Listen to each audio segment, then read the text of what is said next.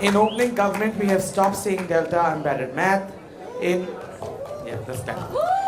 In opening opposition, we have unaffiliated, unrecognized. In closing government, we have let the 20-year-old win.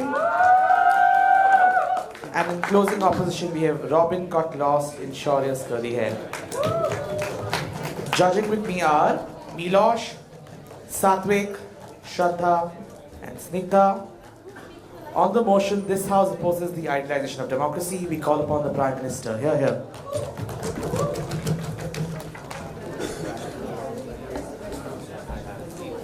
Before I start with my argumentation, here are some points on framing on what this idealization looks like. It looks like something that is controlled by the people in power.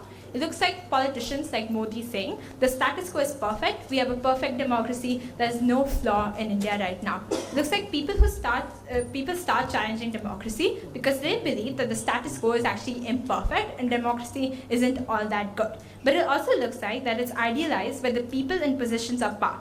People who think that because I was elected 5 years ago, the decisions I take 4 years down the line are still suited to the people's needs, and that's why I'm allowed to take those decisions. It also looks like people are never able to challenge these people in the positions of power because they're seen as legitimate since they're elected by a system of democracy. And note that once something is idealized, you cannot portray it as something with any flaw. It has to be essentially flawless. And that's the problem with the idealization of democracy.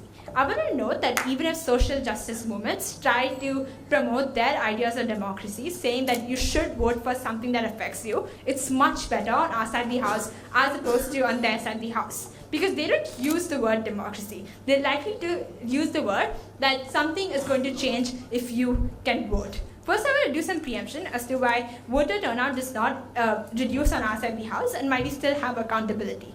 Firstly, voter turnout won't decrease in our side of the house because people actually care about the policies that affect them in the day-to-day life. A farmer in India still cares about whether he gets subsidies or not, or whether and a woman in India still cares about whether she'll be able to afford her LPG gas cylinder. But secondly, even social justice movement tells you, like I talked about, the only way you're going to be able to get a voice is if you vote. We also have accountability because politicians, even on our side of the house, need to appease to a voter bank. Because democracy just does not get erased. People still show up to get vote. Politicians still need to give subsidies to farmers, so we still get some sort of accountability. Moving on to our first argument. How exactly does democracy function? I'll take that later. Democratic institutions inherently need some kind of accountability. And the comparative on our side of the house is that democracy still exists, but people just don't idealize it and still participate in it. The thing that happens on their side of the house is when people say something is democratic, you aren't allowed to challenge it. Moreover, democracy empowers some people. These people, mainly politicians, then think they're inherently unchallengeable, that they're justified in everything they do. But democracy also empowers things such as lobbies. And when you have to challenge these lobbies, which you eventually have to do to be able to get something, the way that you have to inherently challenge the way the democracy works because lobbies are allowed under democracy. But also when people protest against democracy, the media easily turns this on them and tells them these people, these politicians they're protesting against were democratically elected. This policy that they're passing is fine. These radical anarchists didn't vote and they are really, really bad. But I want to note that everyone who opposes democracy on their side of the house is painted as communist and anarchist, someone who essentially destroys democracy and brings about chaos. At least on our side of the house, when you don't idealize democracy, you need some legitimate reason to criticize these people. I want to then move on to talking about how countries use the idea of democracy to be able to exert control over other countries. But before that, I'll take a POI from opening. What do you think by idealization? What do you think idealization means in this debate? Is it the concept of democracy or the implementation of it within a state? It's the concept of democracy, but because democracy is seen as such a great thing, the implementation of it is also seen great. That the implementation is always going to be perfect, and politicians also use this to wield power to say that because we're democratic, we are perfect. So how do countries use the idea of democracy? They use this by having sanctions and interfering in other countries. If democracy existed as a virtue in outside the House, we would question sanctions that countries like the US and like blocs such as the EU place on other countries because they just aren't democratic enough. Countries also exclude other countries because they aren't democratic enough. Is the reason why the US was able to stop Iran from developing nuclear weapons? Is the reason why the US was able to invade Afghanistan and cause absolute chaos in the Middle East? Moreover, this propaganda is also spread by other forms, such as like video games like the Call of Duty. The Call of Duty literally portrayed war on terror and showed Saudi Arabian people to be literal terrorists. And the creator worked in the US Department of Defense. The impacts of this is firstly that if interventions are necessary, at least we think of them. But secondly, on their side of the house, the interventions that are thought of are really, really small. Right now, we're thinking of Gaza, but we aren't thinking of other places that the US has also screwed over. It looks like the Syria still being in a really bad shape due to the US. It looks like the US pulling out of Afghanistan and causing the destructions of millions of lives. What are some more impacts of this? It's not only discourse, but a lot of US politicians also don't discuss the consequences of their own actions because they were fed from childhood that democracy is the most perfect thing. You will never take wrong decisions. But secondly, this also means on their side of the house, you think of Middle Eastern people as inherently really bad because you think of them as inferior since they aren't democratic enough. This is exclusive because on our side of the house, if you want to justify the invasion in the Middle East, you have to say that they are inherently evil. No US politician actually wants to say that. Like, even when Trump said this, there was a bunch of discourse around this and he was voted out in the next term. But also, if people are campaigning as liberal in other countries, they can't say that these people are inherently evil, and we have less of these interventions. And I've also talked about the absolutely necessary inventions. It means that we don't have people like Obama who says screwed over the Middle East on our side of the house. Lastly, I'm going to talk about secondary sanctions that exist on their side of the house. Secondary sanctions means that when you sanction a country that is trading with another country, that is already sanctioned. These sanctions stop on our side of the house, and this is crucially important because they are as harmful as military invasions. They interfere with the daily lives of the people, the sovereignty of the country. They hurt the most vulnerable, and they empower the rich. That is the same destruction caused by military interventions. On their side, it keeps happening. The US is already involved in so many of these secondary sanctions. It's unlikely they're going to change it. For all these reasons, we are able to win from side opening government. Thank the Prime Minister for that speech. To open case on side opposition, we call upon Leader Bob. You're here.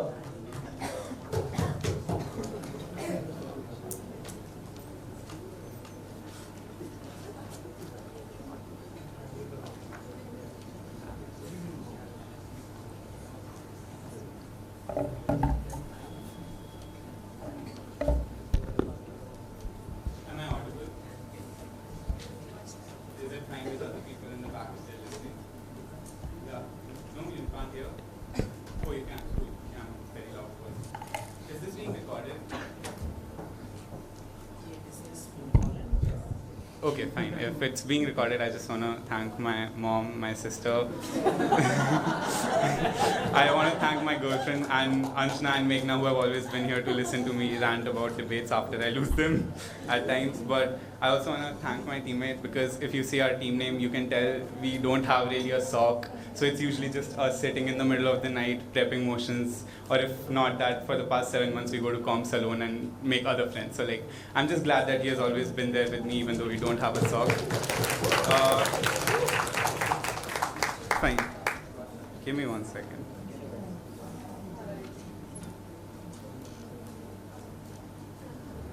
Okay.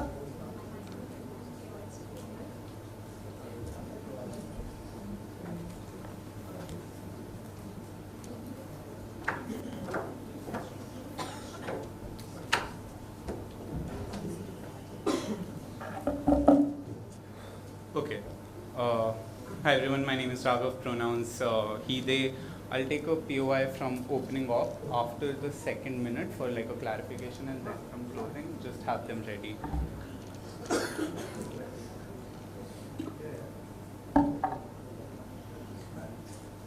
I'll start in 3, 2, 1. I really like opening government's clarification on our POI because they do agree to the fact that in this motion you idealize the concept of democracy itself but not the application of democracy within a state. Understand there is a difference because how a concept exists can be like a principle. That is to say, you can talk about the highest standards that you have to attain of that principle that you should be aiming for. But that does not mean that that same democracy applies in the real state because humans understand that everyone makes faults, but also the fact that complex systems are hard to fix and there will always be issues that will be cropping up because of how complex and big they are in the very first place. That is to say, we think that within the system, we sure, democracy is bad when you implement it, but within the idea and the concept of democracy itself, we think it's a good thing. We're going to talk about that as well. But opening government has two major claims. Firstly, they say that, well, politicians use it as a tool to justify bad actions. I don't think that's necessarily true because politicians don't justify anything at all. They do bad things and they get away with it simply because of the fact that they can employ the tools of bad democratic systems. That is to say, they can employ the tools that actually let them get away with all of their bad actions in the first place. The only way in which you can fix this is by actual idealization of democracy itself, and that is something we are going to change within our paradigm. The alternatives to that, for example, autocracy, are better ones. Before that, I'll take a clarification. The US goes into Afghanistan and just creates more terrorist groups and more terror in that country for the sake of implementing democracy. There's still no democracy instilled over there. I really don't see why this is good. I don't think the US particularly does so in the name of democracy. I think US does it because it's a bully, but also it wants to show the entire world that it is the powerful one who can fix every single thing. I think that even if US was an autocracy in your comparative, US would have still justified it by saying that we are protecting human rights and we are giving them education. I don't think that it's necessarily only democracy itself that they are claiming in this paradigm, right? I think that's an enough answer. But here's our case. I think by idealization, we think that once you idealize something, you work towards it. Because if I want to be as good of a singer as Taylor Swift, that is to say, that is the point at which I will work towards it. I don't think I can just be an amazing singer and keep working on towards it. For me to have constant motivation to work towards it, I have to idealize Taylor Swift no matter what. Sure, Taylor Swift is not a good example, she's not that great. But understand, if you want to achieve something, that is to say that if you actually want to achieve democracy within this world, you have to constantly keep on working on it. Because this democracy itself requires fixes and changes, right? Here are two things. Firstly, as to why it is important to constantly keep on fixing democracy. But second of all, why idealization is the only way through which it can happen. On the idea of why you need to constantly work on it. 3 reasons. First of all, society is constantly evolving. That is to say that the process of participation within democracy itself evolves. For example, let's take inclusivity, right? I think representation of minorities was not an idea that long ago, but given the fact that issues like LGBTQ have been majorly voiced in the past few decades, right? You also have to change how like people within these within the democratic systems participate by raising their own issues because they're a minority now that they never were before or were never considered in the first place. But second of all, I think it's a corrective mechanism in and of itself. That is to say that look at just India right now, right? Electoral bonds have been finally banned simply because of the fact that people realized it is a bad thing and they have to fix it. That is to say that within democracy you can ensure that at least you try to fix things in the first place, right? But third of all, the ideas of democracy keep on changing themselves. In 1940s, what liberty looked like was that, well, women should get to vote. But in 2020, that's not what liberty means anymore. Liberty is now about also things like same-sex marriage. That is to say that democracy as an idea can always improve, right? About its like ideals like liberty and fraternity and all of those things, right? But that is also to say that it is more inclusive than anything else. But here is why idealization is the only way. 2 reasons for that. First of all, because it is the vision of the same principle, but second of all, that is the only thing that gives you a reality check, and that reality check is the place on which we are exactly on clash with opening government, because they say that, well, oh, within the idealization of democracy, you will not be able to see how bad you are doing within that democratic system. But firstly, on the vision, I think that once all of you think that it is the same high principle that you're working towards, you understand it really well because it becomes simple for you. That is to say that even if you don't achieve that high unachievable principle, you still work towards it because you have a common consensus. The impact of that is simple. It is easier for you to work towards this principle. It is more efficient. You can also ensure higher participation, but you also ensure that it's fair, that it has diversity within the participation itself. But on second point, that it gives you a reality check. You literally see that what is lacking with the democracy and why you need to fix it and how how you're going to fix it. Only at that point can you work towards it, right? And it also creates a sense of urgency because of which you give importance to democratic systems and all of the things that they give to you. Before that, we were closing. Nothing. Cool. Here is what here's what GovWorlds looks like, right? Two comparatives. First of all, I think democracy is something that is very complex and huge, right? I think once you do not have an inherent motivation to fix it, you stop working on it. And the impact of that is simple. You stall the mechanisms of justice to adapt to society, and that's bad because it hurts individuals existing within such evolving societies, right? Because minorities and the sort of benefits they need, right? And all the sort of things that they claim within a democracy are now stalled again. And those narratives can never change. But also the impact is that you just become passive witnesses to the harms that are being created within democracy. That is to say that in cases where you were not harming someone directly, you still do that indirectly because you do not work within the process of democracy to fix them, right? That is to say that you become a passive witness when you could have used the tools which you choose not to in the very first place. But look at the second comparative. Now you try to use other mechanisms of state function. Again, we are directly on clash with OG because we will prove to you that democracy is good, something that they claim to do, but they do. It's something that they try to do, but they do not, right? I think democracy is good for two. I think it's simple. Okay, the comparative is simple, right? You try focusing on other mechanisms of state function, and that's particularly bad for two reasons. Firstly, you do not focus on one function anymore. That is to say, your attention is diverted, and you want to fix multiple things in multiple ways at the same point, which you cannot do. But second of all, it's just not as good because democracy has three pillars of like judiciary, executive, legislature. You divide all of the powers, right? You hold each other accountable. That is to say that the government has to show that why other forms of state governance are much better than democracy. For those reasons, opening up.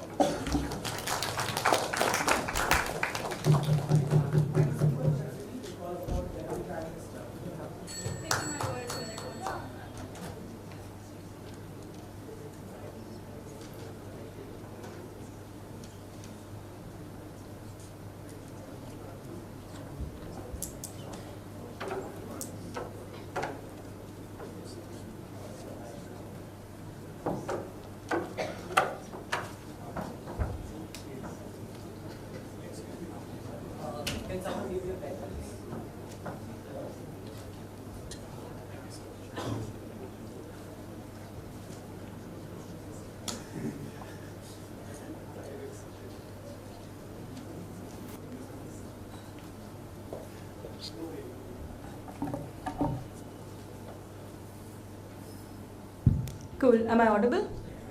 Cool. Before I start my speech, shout out Dad. Got me into debating. Probably not a good thing, but I guess I have to say that.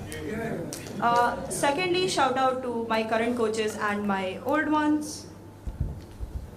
Starting in 3, 2, 1. In the same speech, OG says that politicians don't justify their actions because there are no tools to do that, because there are really flawed democratic systems. And in the same speech, they claim that democracy and its idealization already exists, and that's the reason that social justice movements were able to bring about change. The contradiction here is very clear. They had to tell us whether this was the status quo or whether this was not the status quo. We told you on opening government that this was the way that things currently work, and we stood against it. What the comparative was not that you become an autocracy. It was that you start questioning democracy. We told you right from Dania's speech that this was a fundamental part of democracy in itself because you would hold people accountable.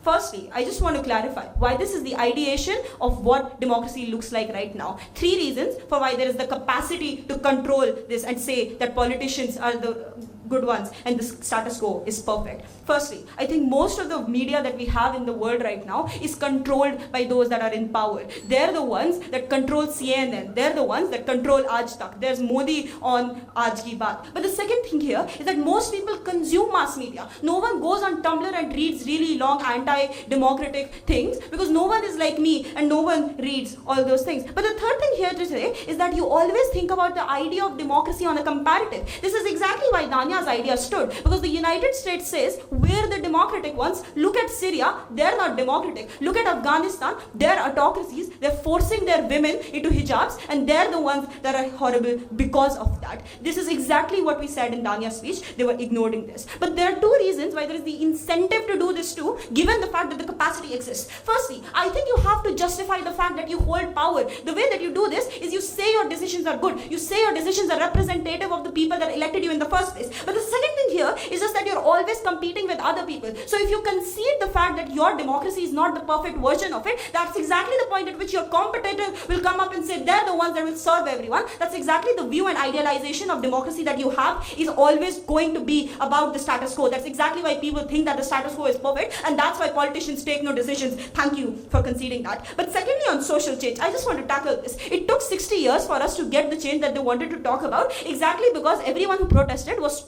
thought of as somebody who opposed democracy and the people that were elected representatively. This is exactly why their argumentation falls, because these people were called communists. It took so much time for us to be able to tell the people that ruled our very own country that gay people weren't evil, that gay people didn't go against the idea of democracy, because they always thought they were the perfect ones because they were elected by people. What we do is we give you room for discussion of the ways in which democracy works, and that's exactly when you're able to question it. This is exactly the way that capitalism was able to bring in like 8-hour workdays and union protection and all of those things when it felt threatened by the idea of socialism. This is exactly how you get change and reform in a system. What did Danya say, and why does that win us this debate done? Before I do that, CEO.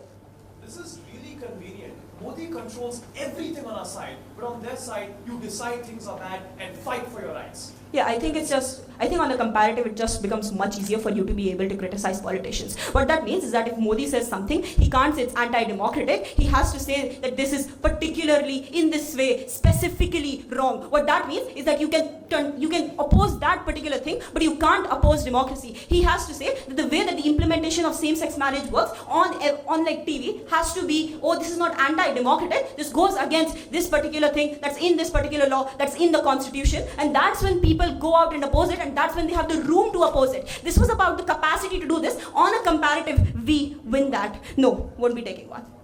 Cool. What did Danya tell you then? The first argument was on the ways in which democracy works and why we make that better. Because on our side of the house, democracy is seen as a neutral tool that you can use to get what you want. It's never seen as the perfect idealization of what the world must look like in the status quo. The first thing there to say is just that politicians are being able to be held much more accountable. Because not only is this internal, in the sense that politicians don't think they're the ones that are making the best decisions, so they're much more likely to take into consideration the ways that the discourse around them is functioning. But the second thing here, just to say, is that people are able to hold them accountable because they don't feel like just because someone was elected for 5 years, their consent still holds in the 4th year. Because you never consent fully to the ways in which people function for a totality of 5 years. The important reason here is just that you make a decision on a lot of issues when you vote for someone in an election.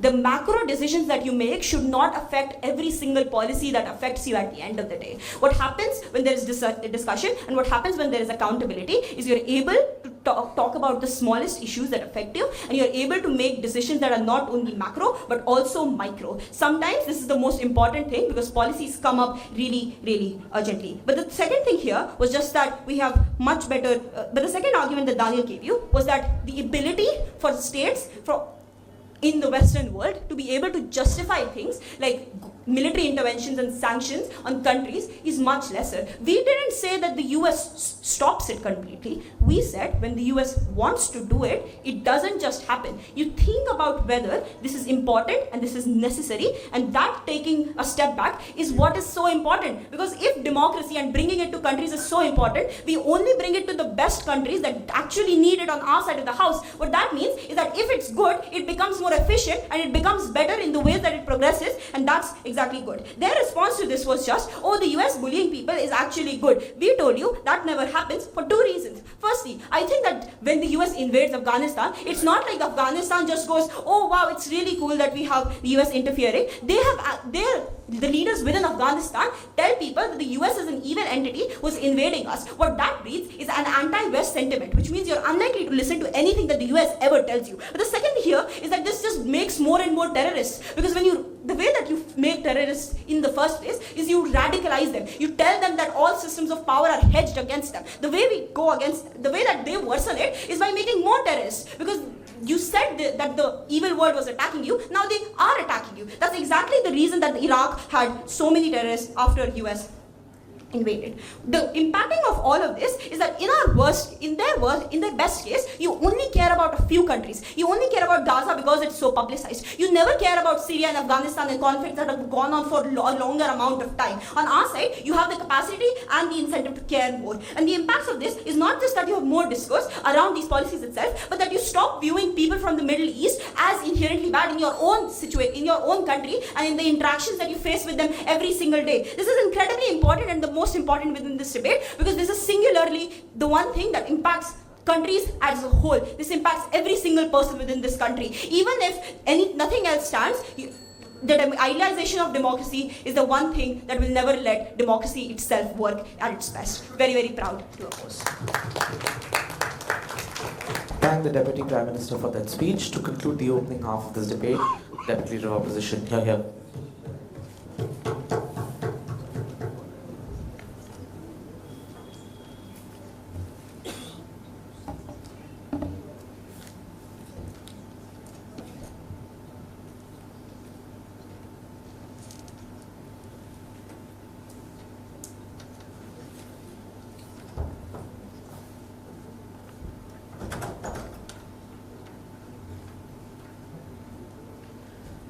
Quick shout out to my debating society that comprises of 2 people, Raghav here and Ash there. Thank you guys. You are really handling me when I'm being insufferable about debate. Alright, starting my speech then in 3, 2, 1. OG fails to understand this debate when they go out and pitch the idea that it's gonna be as a yule to oppress, right? But we understand that we concede to all of whatever they say, but that exists not only in the same breath, right? Insofar as they suffer with the same harm they push on us, even if we concede the idea that everyone uses the idealization of democracy as a tool to oppress, on the other side, this idealization still exists as a tool against that oppression in the first place, right? That is to say, if OC comes and tells me who are people in power that do not abuse during your speech because that's uncalled for, I also understand that, listen, it's important. So insofar as that there are people in power who go and push a particular narrative on you, they're gonna do it anyways. Insofar as that is true, USA will anyways invade a particular country or use another tool at that point. But then what happens and what is important, right? This idealization is served as a tool to go out and understand and talk and engage with this idea. Understand this idealization is not only available to the people in power who are going to oppress other people. This idealization is also available to these people who are also being oppressed, right? At that point of time, they ask questions. These questions look like, oh, is this really what democracy is? Is this democracy good for us? Is what the idea of democracy is pushing? Is it real democracy? And that's the metric to judge this debate, right? The metric to judge this debate is how people engage with this idea and how they use it. Insofar as there's a class of people who are using it to oppress you, there's also a lot of people who are using it to make it better, among themselves. And that people is inherently more important in this debate. And we tell you that how they feel better in this debate and how they feel the uses of the idea of idealization better for themselves. But then, what is the question that we ask? What is good? What is bad, right? Understand that the criticisms of democracy exist within democracy in itself. They cannot say that it's exclusive, that if you go out and criticize democracy, you are a communist. That's inherently bad democracy, right? At that point of time, you go out and criticize and people call you communist. You go out and say that, listen, the way you're criticizing us for bringing criticism out of your government, for being as communist, that's not what democracy is. Democracy is fulfilled when you hear criticism, when there is dissent, and that is a structure of that is a core principle of democracy. And you understand this when inherently you talk about it and you idealize it. But then, why is countries that they think are so oppressed and being used as a tool to be idealization used as a tool to be oppressed is better off? Because understand, panel, when governments, as they say, give you a cookie cutter idea of what a democracy is, and you do not really have the rationalize to think that it is true or it is not. When you idealize this democracy, you understand better that this cookie cutter idea that they're pushing down our throats is not the right thing, right? At that point of time, if you are in Afghanistan and the USA tells you that this is not democratic what you're doing, you go out and say, listen, we still have principles within us which we think are democratic. Or listen, what you are trying to say is also not democratic. At that point of time, you idealize democracy. You are better and you better understand what democracy is, and you're lesser perceptible to things like what they say, right? In that paradigm, in that clash, we take it, right? But then understand what happens when you don't idealize things. When you don't idealize things, you are not heard. You are a witnesser, or you witness things as they pass by. And why is that so bad, panel? Understand that is bad because when you do not actively engage with the idea of democracy, you do not move. Why is idealization so important? They do not tell us that what inherently is so bad with idealization. They just say that people are going to use idealization as a tool to do bad things. But that's not enough in this debate, right? You have to tell me that why idealization is so bad that nobody's going to use it. It's going to lead to long-term harm or short-term or something like that. But we tell you why is idealization important, because it makes you go from point A to point B to point C. Insofar as I think debating is good or debating is bad, I am a stationary object observing it. But insofar as I idealize that trophy, I'm going to go and do better. That motivates me to engage. Insofar as that's true, I think that listen, this thing is wrong. And that is why what Raghav's tell you is so important. Insofar as that society is evolving, democracy is evolving, you need to question it. And that questioning happens with idealization. On their paradigm, people just buy it or don't buy it. I'm not sure, right? At that point of time, we tell you that people question things. When society is evolving, let's say inherently society is that is what Raghav comes and tell you, that insofar as democracy is evolving, people question ideas which are intrinsic to democracy, that is liberty, equality, fraternity. When society is evolving, it's important to understand and gauge these ideas, how the society relates to it right now. And that only happens in our paradigm because one, you have the better intrinsic ability to internalize it and idealize it. That leads you to motivate and talk about these things. When you talk about these things, change happens. But then even if you don't buy any of that, why is change better on our side? Because democracy is something that is so intrinsic to a country's core values and fabric, right? Even if nobody buys it, the politicians are out to get you. There are still structures present that will be pushed. That is to say that even if the Supreme Court is really filled with bigoted, homophobic men, they still have the inherent responsibility to go out and give a verdict on same-sex judgment. That is to say that even if it's a bad judgment, you inherently go out and give a judgment in the first place. There are discussions happening about it. How do you decide what an idealized form of democracy is? I understand you arrive to that conclusion when you talk about it. You pick up a book. Maybe you listen to what Loktantra is. Maybe you look into the past. And I feel like the past is the best learner, right? At that point of time, you realize that people have strived and pushed for movements. Why did these movements happen in the first place? Because when you go out and talk about these things, you realize that there is a sense of bonding that is developing. You realize that, listen, we are getting inherently bad things from up above happening to us. And you realize there's something wrong. And this is not in the ordinary nature of things. And why does that happen? Because you bond and form a sense of community. Unless you don't, you are just a witness. You are a passerby. I can understand that when I go back home and I have to sit at a family lunch and my father is inherently very homophobic or very right wing, I still understand that there is a need where I can go and find discourse at other places. I idealize the idea that there is still a place that exists where I can go and talk about things that I want to talk about, where I think I have learned things, and that place is maybe debating for me. And that is why it's important, because you bond and you're not a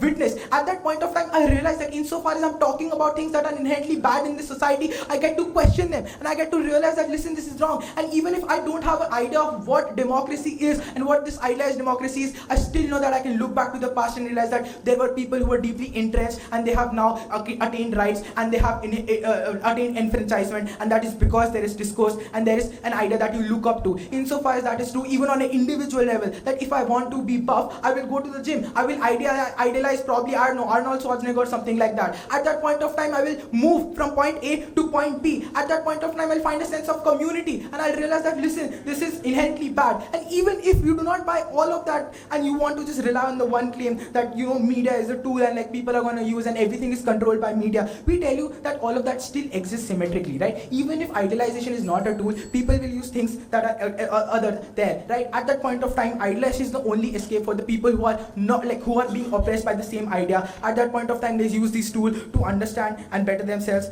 bond on the things, and that is how change occurs.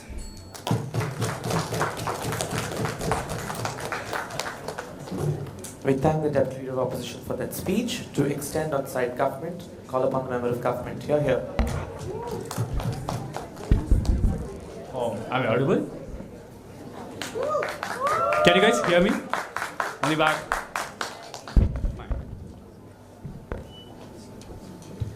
I'll just take my WDC money.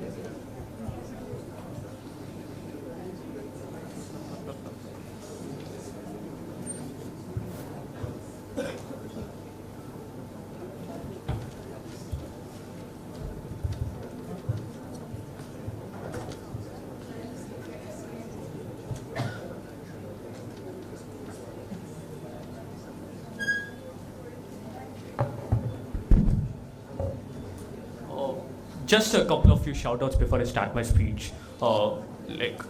Firstly, to Sharon, who got introduced me into this activity. It has been a wonderful journey so far in my 1 year of debating. And to many SOC seniors, Mahor, Harshit, Nayantara, Jakir, and many others who constantly made sure that I'm constantly getting improvised in this activity, and I'm interested in this activity in the first place. And see of people bad, or why is this narrative bad? This leads to people not trying to improve democracy. What this looks like is people stopping constantly trying to know what is happening in their county because they are getting tired of just optical changes actualizing in their comparative, right? And what happens is that at a point at which they don't even know what's happening in their county or surroundings, they can't keep their elected representatives in check. The likelihood of elected representatives being kept in check significantly decreases due to these aforementioned two mechanisms in ops paradigm. Rather, if we don't have an idealization of democracy, rather a realistic definition or a realistic notion of democracy that changes only appear in one step at a time, we'll have more materialized impacts for people that are living in a democracy. So proud to propose that.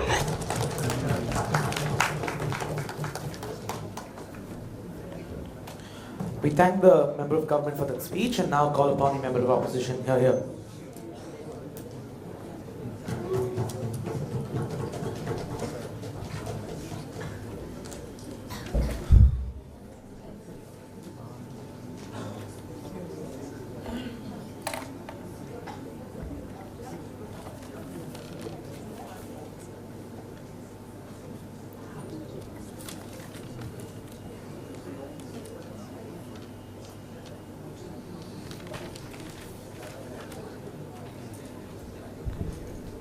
Am I clearly audible?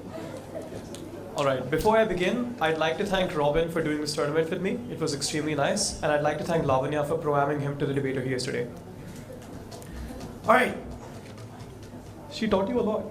Okay, yeah, no, jokes aside, this has been one of the nicest times I've had at a tournament, and that's because Robin is extremely fun. Okay.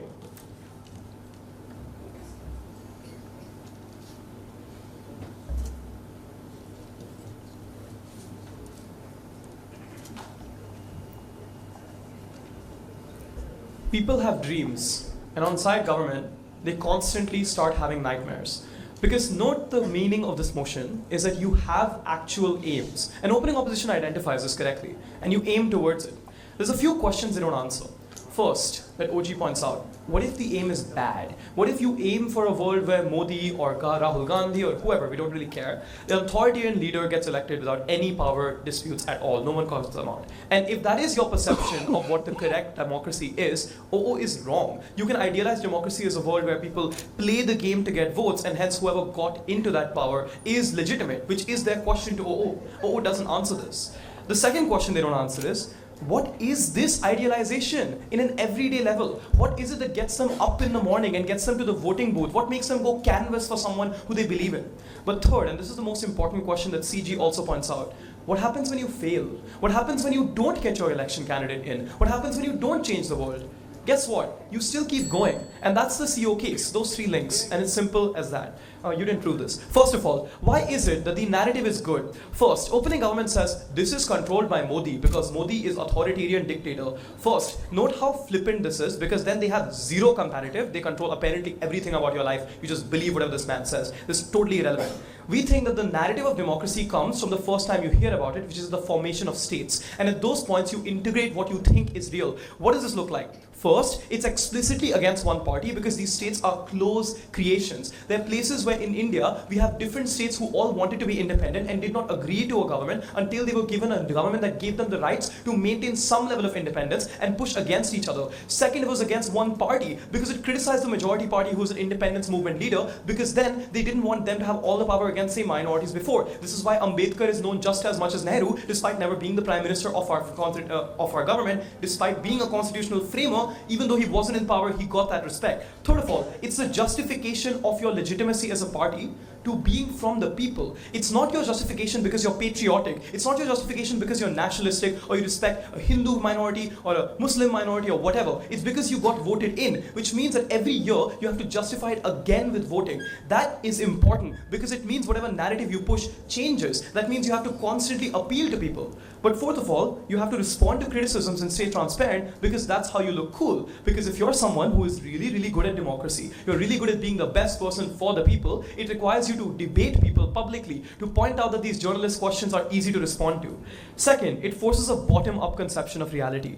OO says it's a bottom-up conception because people can look at alternative opposition opinions. This is like not beating OG because if the power is super like concentrated in one party, then that doesn't happen. Why is it bottom-up? First, in order to persuade people, you have to talk to them, which means you give them options, like say whether or not you want abortion rights or whether or not you want people to come into your neighborhood and increase the amount of money there is, but possibly risk gentrification. Do you want more immigrants in Mumbai? Do you want more people to actually have money to start businesses, or do you want that money to be reduced through your taxes? When you have these questions given to you, you answer them yourself, you debate them, and hence you get things like political ads that force you to change your mind in these contexts. You now believe you can decide what is good for your community. You now believe that the local politician who talked to you has given you the power on how your infrastructure will be built, whether there's a bridge or a business. This creates the belief that you should come up with a conception of what you want in your life. Second, why does this work and keep people fighting?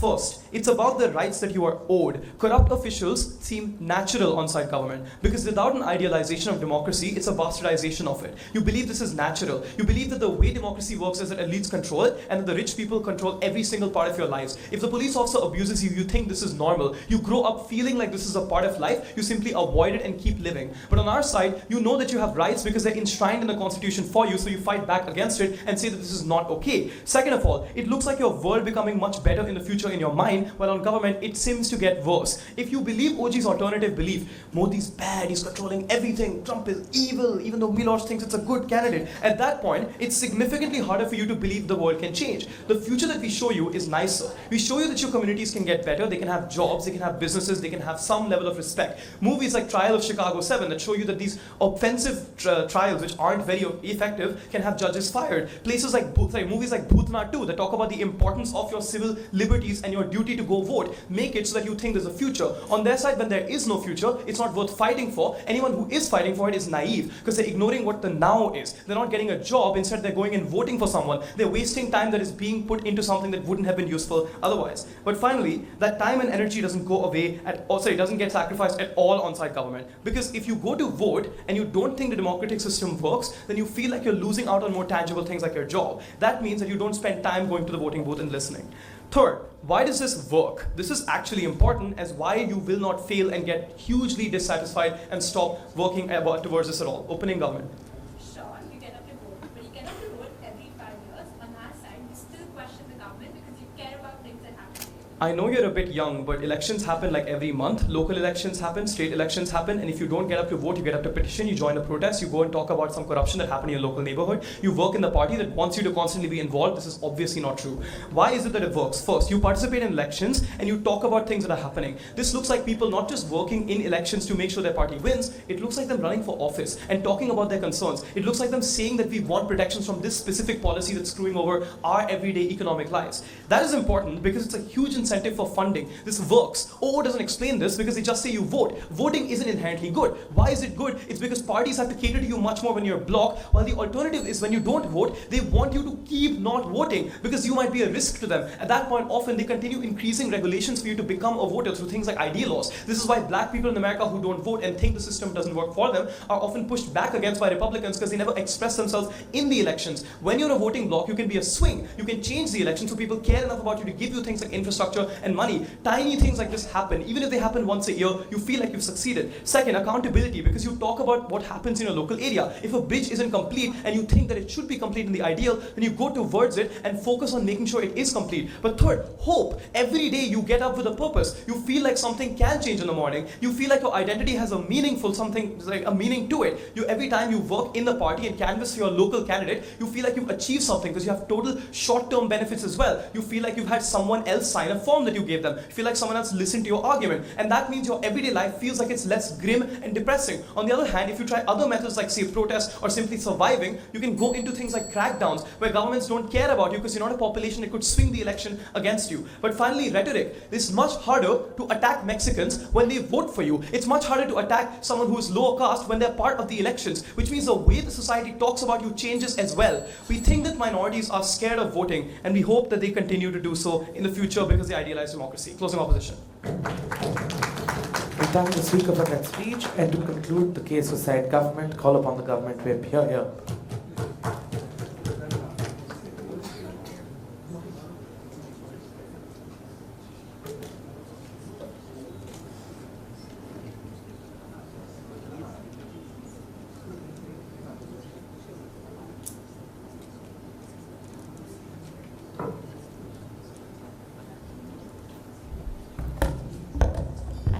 Am I audible?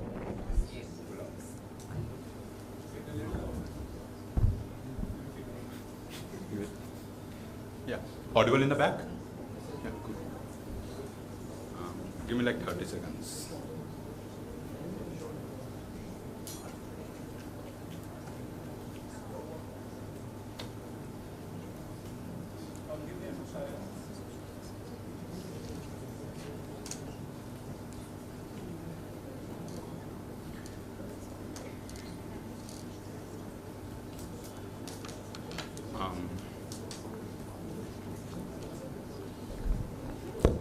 Yeah, like before I start, like from last year ending at just 6 points to breaking second and reaching finals, it's been like a great journey in terms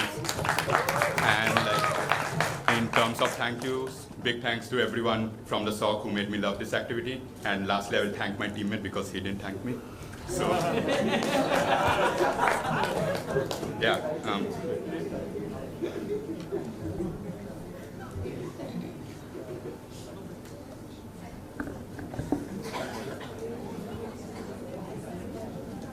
Starting my speech in 3, 2, 1. Rather than doing an active harm, the worst thing a person can do is like doing nothing. Here's our entire push, which we push, right? So from OG, what we get is that idealization is driven by powerful people, that you can't force people to take it. I think we simply take over them from framing, right? It's not that people voting thinking about ideals of democracy. They follow party policies and see what favors you and benefits you. And this inherently tackles CO when they say that you operate just on like feelings of democracy, even without proving why these feelings are so important. Understand, simple intuition comes from childhood, right? When you're electing class monitors, etc. It's not that you vote because everyone gets a voice or something. It's because you genuinely look for which monitor is going to give you more leeway in terms of attendance, etc. But even more importantly, when they discuss why these social movements take time to actualize, they point out the problem from O, but they don't solve it. We solve it when we give our major extension that people become inherently complacent, giving you reasons what Vishwa gives, right? Firstly, when democracy is idealized, there is a tendency to believe that the mere presence of these democratic institutions ensures this fairness, transparency, and accountability. The impact of this is that citizens just trust the regular election process, and a free press and the existence of press is just sufficient to keep leaders in check without even actively engaging or like questioning them regularly and holding them accountable for the process. This inherently harms the country and the structure in place. Secondly, when democracy is idealized, individuals just perceive that democratic governance is as the sole responsibility of like elected officials or like institutions. People become like passive spectators without even looking into what is the inner workings of these processes, relying solely on like the periodic voting as their only form of participation, rather than like actively engaging, questioning the government, or like monitoring performance of leaders, etc. There may be like even reluctance to like question the authority of elected officials because people simply take the path of least resistance. Like, why is this so problematic? Understand that the culture of acceptance or like accepting that everything is mediocre or like the bare minimum in government's democratic principles simply just by leaving this entire power unchecked of these people, and impunity leads to a process, leads to a culture where people simply don't question things, people simply don't actively work for change.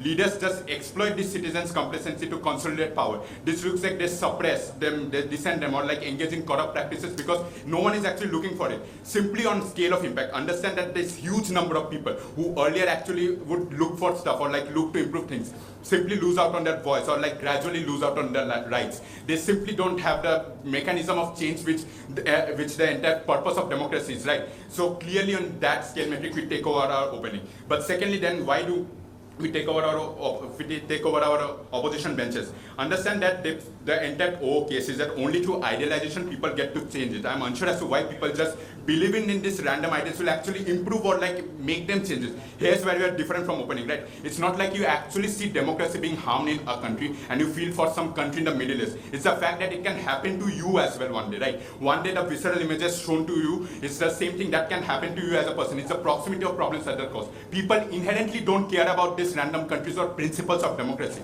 They have their day-to-day life, jobs, etc. They're simply busy with earning money or etc. But secondly, they have their own families and loved ones to look after. They have to feed their mouths, etc. So their needs of your own family or proximate people are always logical prior to something like a concept of democracy. The issue with O's entire ideal is that there has to be a model or something that is so perfect to be looked upon. People simply don't get a perfect implementation of democracy. They just have this vague image of what this implementation might look like, and this is inherently problematic for three reasons. Firstly, interpretation is subjective. Perfection for you is different than me. For me, getting like a 82 speech is good enough, but for someone like Shore, even 84 is not good. But second, you theoretically can't achieve this perfect image ever.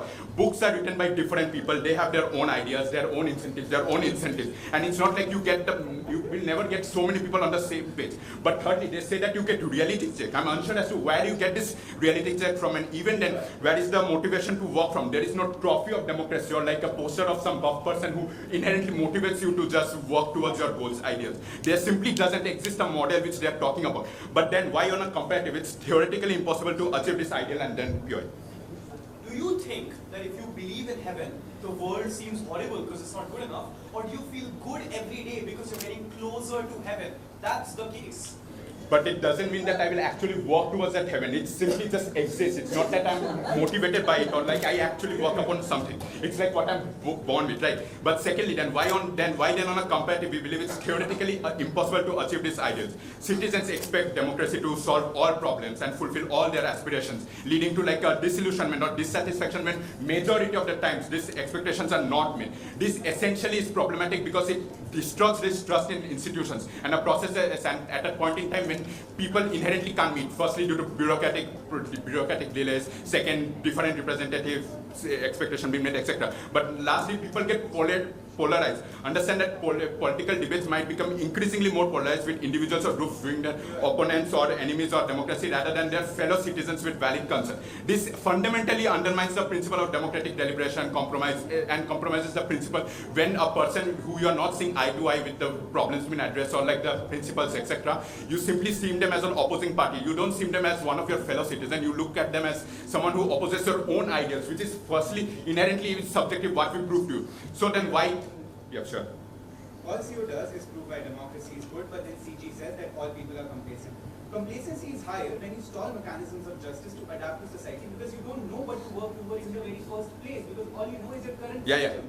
We have extensively proved to you that people work towards something because they have their own incentives. They look towards the goals, the proximate things that matter to them, their family, their jobs, etc. It's not that the ideal of democracy inherently just makes people work then.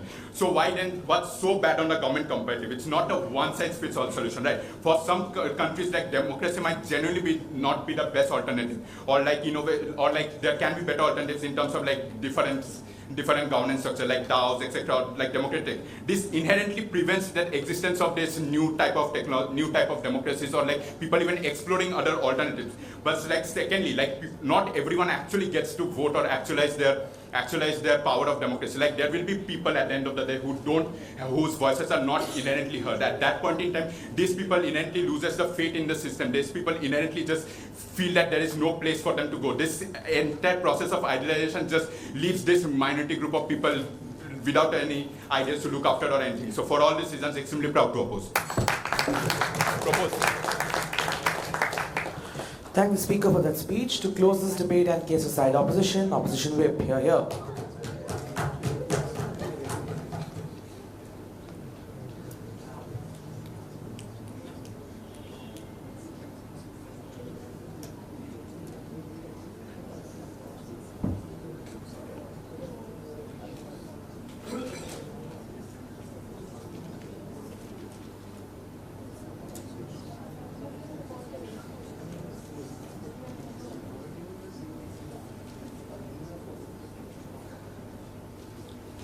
Can I have water? There's some.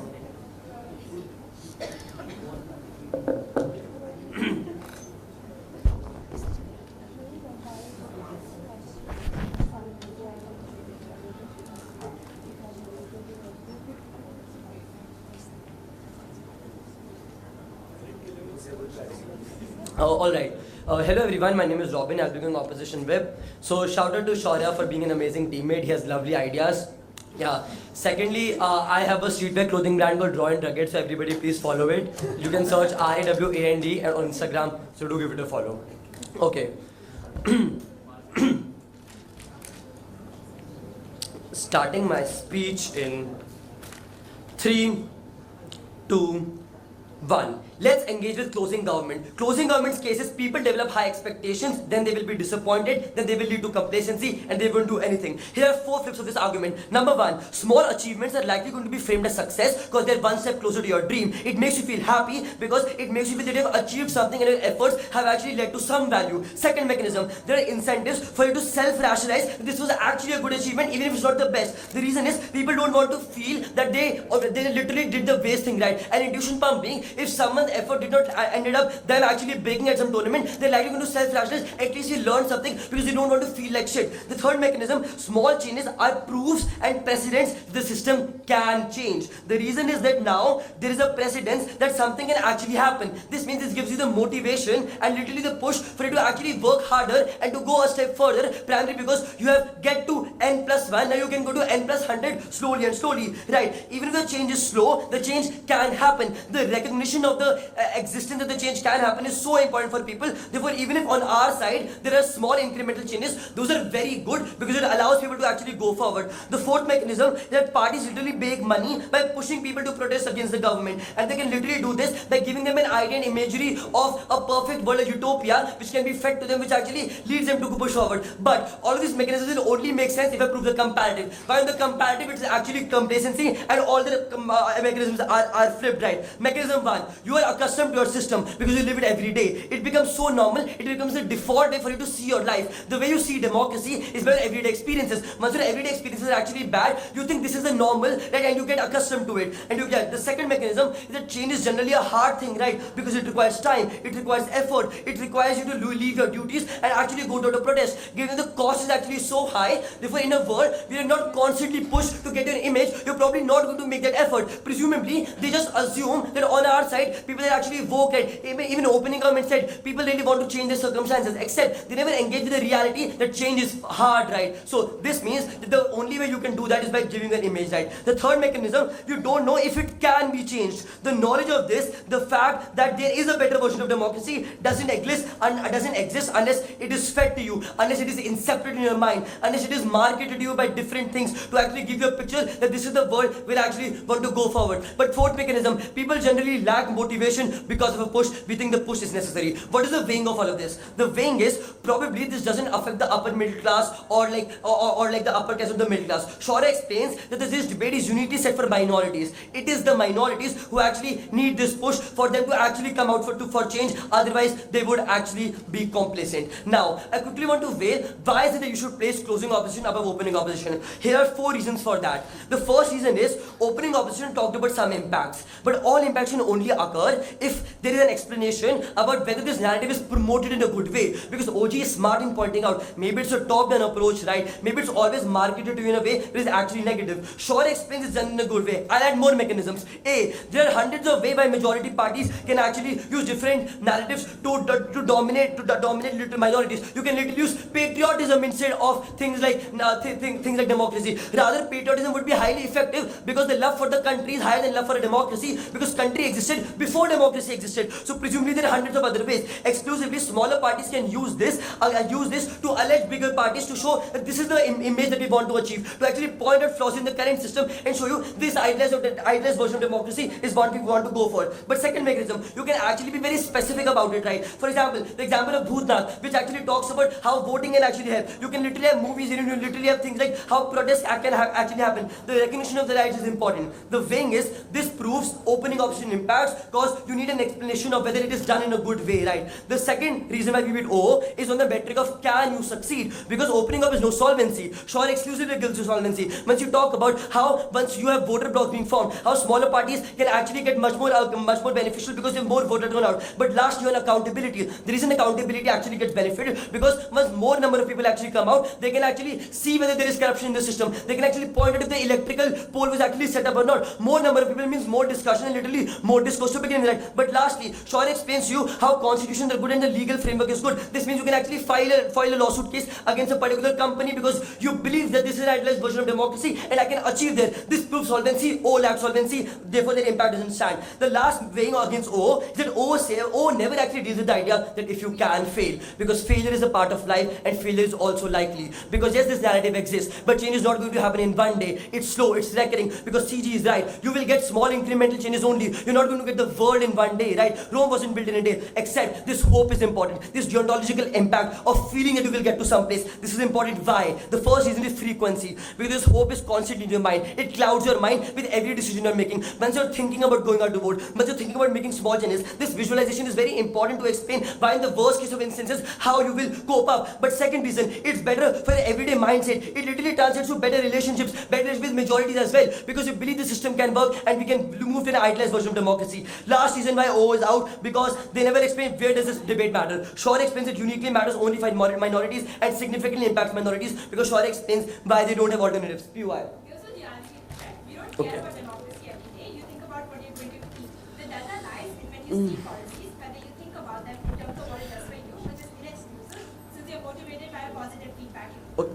Got it. This would have been smart if you would have had nuanced expression of what democracy is. Shaw explains to you democracy is not just voting, right? It's also economics. It's whether the democratic system is giving rights to minorities. It's whether the democratic system is actually doing social welfare. This means it is a part of every day, and elections are just one out of hundreds of things that are part of democracy, right? Now, let's engage with the opening government. Here, a lot of responsibilities take OG out. Firstly, opening government talks about it. It's a majority controls this narrative, right? They say media is controlled by people at the top, except you have counter media also. If BJP has a media house, probably Congress does too. This means there is multi-pluralism and counterbalance mechanisms. Second mechanism, they say no one reads these things. And true, because content exists on different forms. It's targeted to you in movies, in media, in Instagram reels. That the best version of democracy, right? People interact with this on a day-to-day basis. But thirdly, they can literally call it anti-patriotic and can literally use other narratives to actually oppress you. But lastly, they write about US invasion of Afghanistan. One comment to make, they never explain why in the alternative, US can't do this regardless. Because you're not comparative, this can't be credited to them. But secondly, you talked about invasions, right? Except some invasions are actually good. You want US invasion in Syria because you want to fund rebels because Assad is a dictator. Lastly,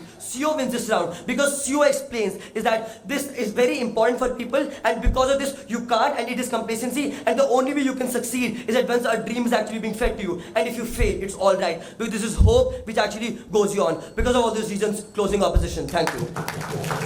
I thank the speaker for that speech. Thank you to all four teams for that wonderful debate. Please cross the floor, shake hands. Please give a round of applause to all four teams in the finals.